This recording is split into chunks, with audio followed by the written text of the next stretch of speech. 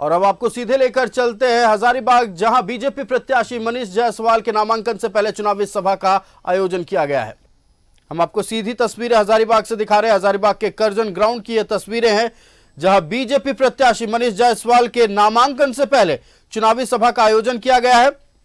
इस चुनावी सभा में बीजेपी के प्रदेश अध्यक्ष बाबूलाल मरांडी, राजस्थान के मुख्यमंत्री भजनलाल शर्मा समेत बीजेपी के प्रदेश स्तर के कई दिग्गज नेता मौजूद हैं।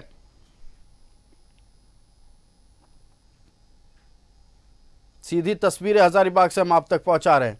आप तस्वीर में देख सकते हैं मनीष जायसवाल, बीजेपी प्रदेश अध्यक्ष बाबूलाल मरांडी, राजस्थान के मुख्यमंत्री भजनलाल शर्मा और बीजेपी के प्रदेश स्तर के तमाम दिग्गज और वरिष्ठ नेता इस मंच पर मौजूद हैं। आपको बता दें कि नामांकन से पहले मनीष जायसवाल के नामांकन से पहले बाबूलाल मरांडी ने इस चुनावी सभा के मंच से हुंकार भरी और हजारीबाग की जनता से मनीष जायसवाल के पक्ष में वोट करने की अपील की है। साथ ही यह भी कहा है कि चाहे कितनी भी गर्मी पड़े, धूप हो, बरसात हो, आप सभी को मतदान केंद्र पर पहुंचना है और साथ ही ईवीएम में कमल छाप के पास बटन दबाने पर आग्रह भी किया है।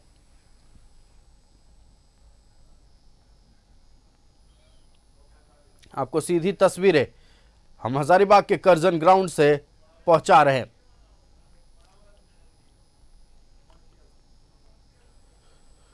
हजारीबाग लोकसभा सीट से बीजेपी के प्रत्याशी मनीष जायसवाल के समर्थन में आज बीजेपी के प्रदेश अध्यक्ष बाबूलाल मरांडी हजारीबाग पहुंचे। साथ ही राजस्थान के मुख्यमंत्री भजनलाल शर्मा, आप मंच पर धनबाद विधायक राज सिन्हा को भी देख सकते हैं।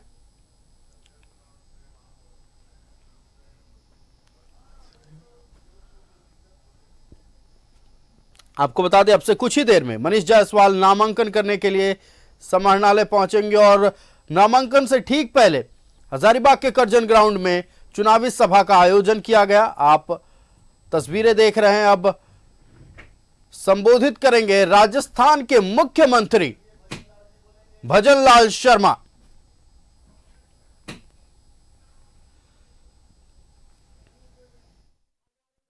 को मार्गदर्शन दे भजनलाल शर्मा जी।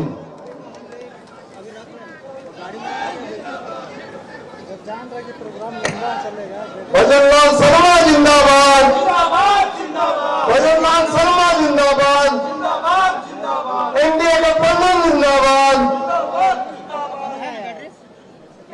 जौहर झारखंड, राम राम शाह।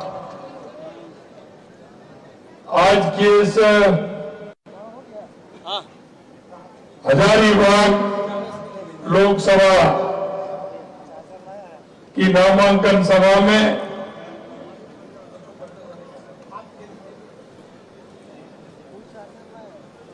झारखंड के पूर्व मुख्यमंत्री, भारतीय जनता पार्टी के प्रदेश अध्यक्ष सम्मानीय बाबूलाल जी मरांडी साहब, नेता प्रतिपक्ष अमर कुमार जी बाबरी साहब और जिनके नामांकन में आए हैं ऐसे भाई मनीष जायसवाल जी, आप विधायक भी हैं और अभी लोकसभा के प्रत्याशी हैं, भाई चंद्र प्रकाश चौधरी जी सांसद गिरिडीह,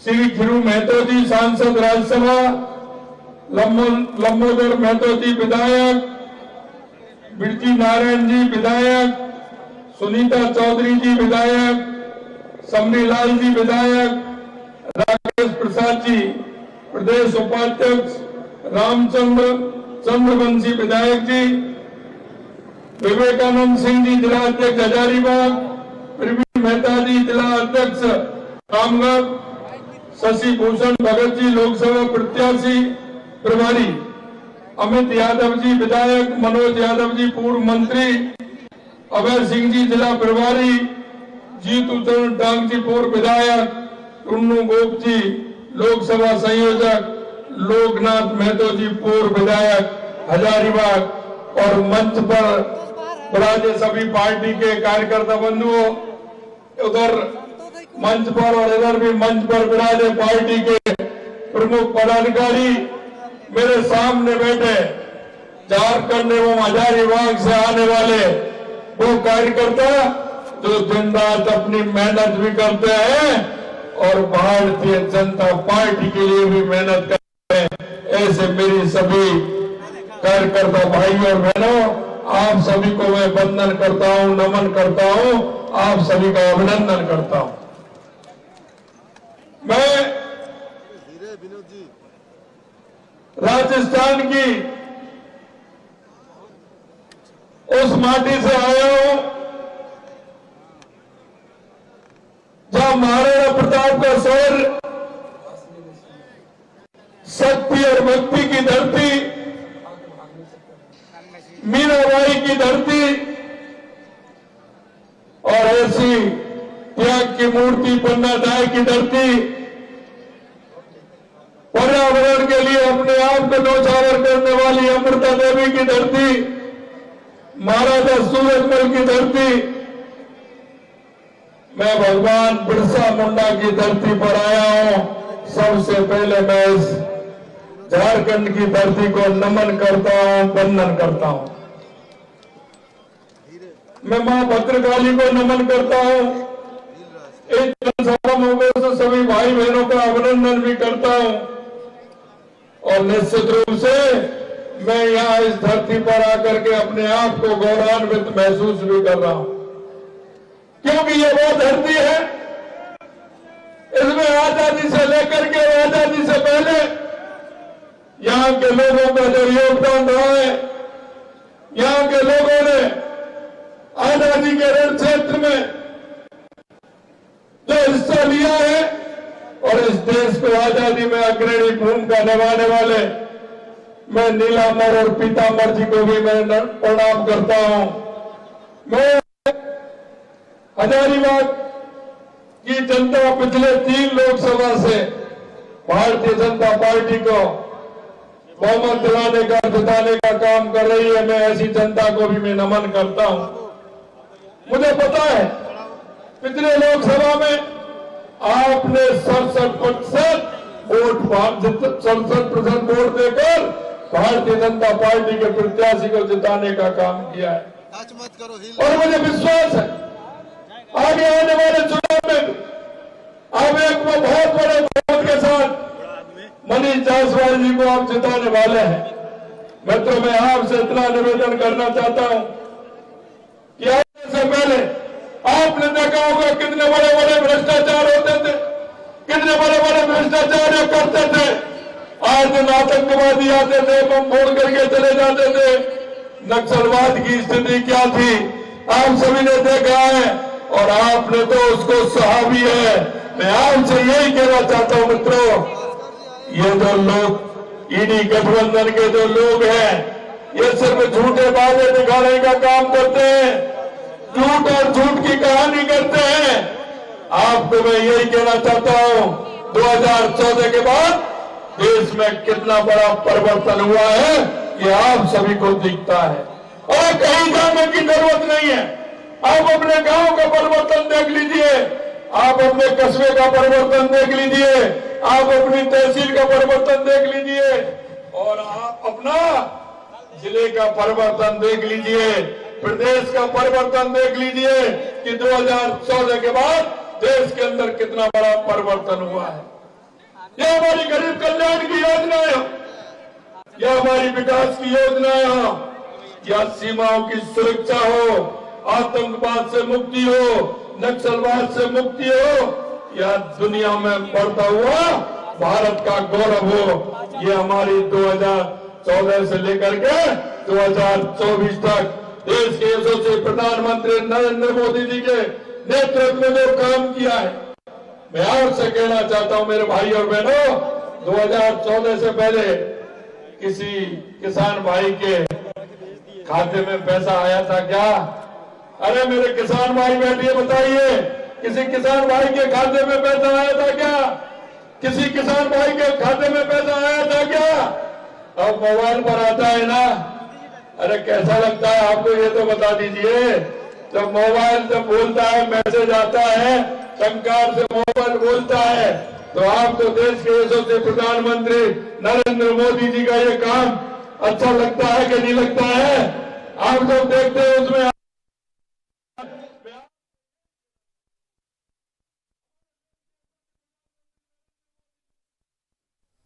हम आपको धनबाद से तस्वीरें दिखा रहे हैं।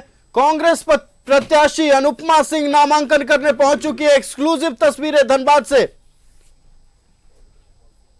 कांग्रेस प्रत्याशी अनुपमा सिंह पहुंच चुकी है समाहरणालय और अब से कुछ ही देर में नामांकन दाखिल करने वाली हैं।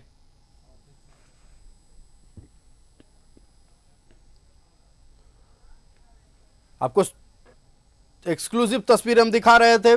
कांग्रेस प्रत्याशी धनबाद लोकसभा सीट से कांग्रेस प्रत्याशी अनुपमा सिंह पहुंच चुकी हैं समाहरणालय और अब से कुछ ही देर में नामांकन करने वाली हैं। नामांकन के बाद एक चुनावी सभा का भी आयोजन किया जाएगा जिसमें इंडी गठबंधन के तमाम दिग्गज नेता मौजूद रहेंगे।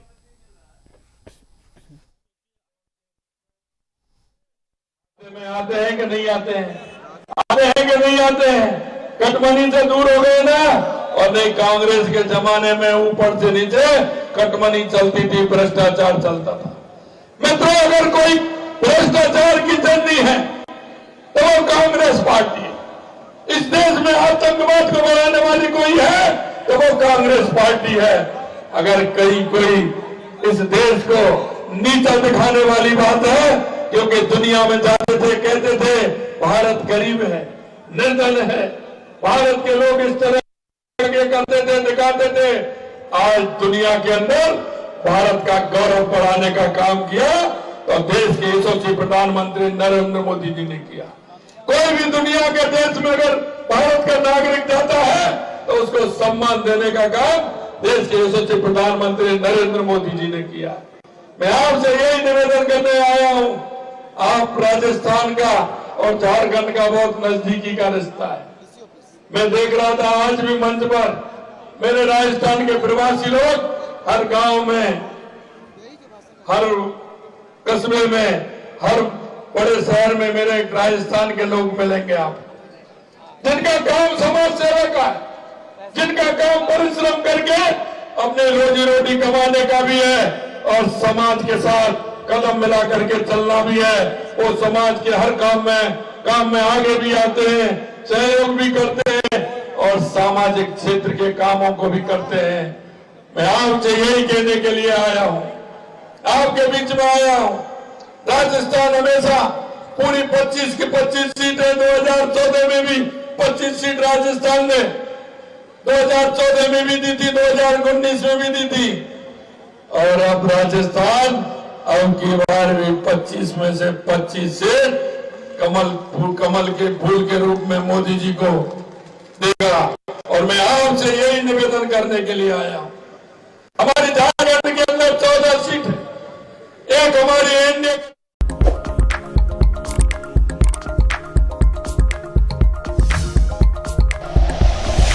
Like and share videos, subscribe करें हमारा चैनल और प्रेस करें बेल आइकॉन। न्यूज़ 11 भारत, सच है तो दिखेगा।